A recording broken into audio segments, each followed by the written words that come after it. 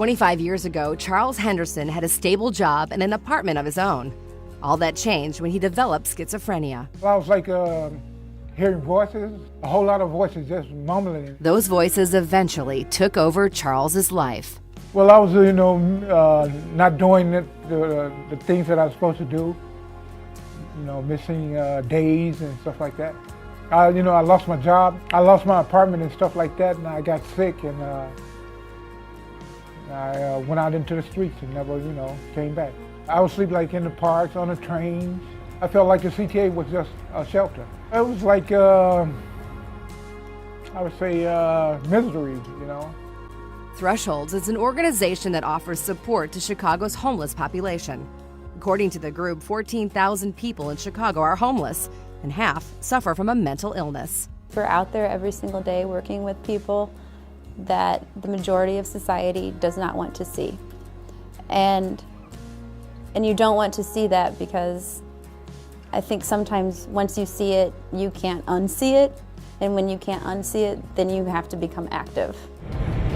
The organization launched the CTA Project to connect with people in need of services. We are primarily on the red and blue line since they're 24 hours.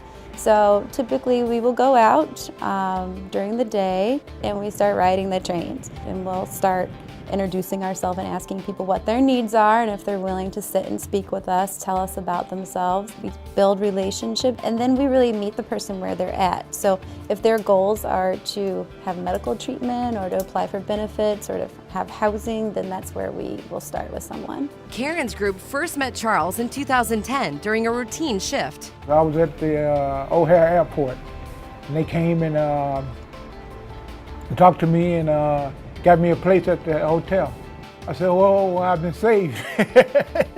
He was very motivated from the very beginning, always had a very outgoing nature, a lot of insight into his own mental health and what he wanted. Karen says Charles's story is one they've heard time and time again. He was working, he had his life together, and then once the voices became too great, things were very hard for him to keep together.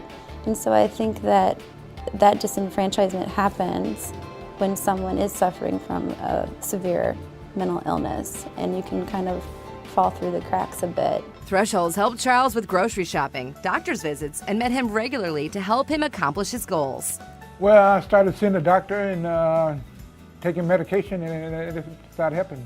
I have an apartment where I can cook, and I'm working on handling my own benefits and stuff like that.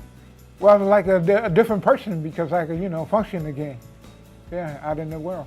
And I came a long ways, and the Thresholds really helped me.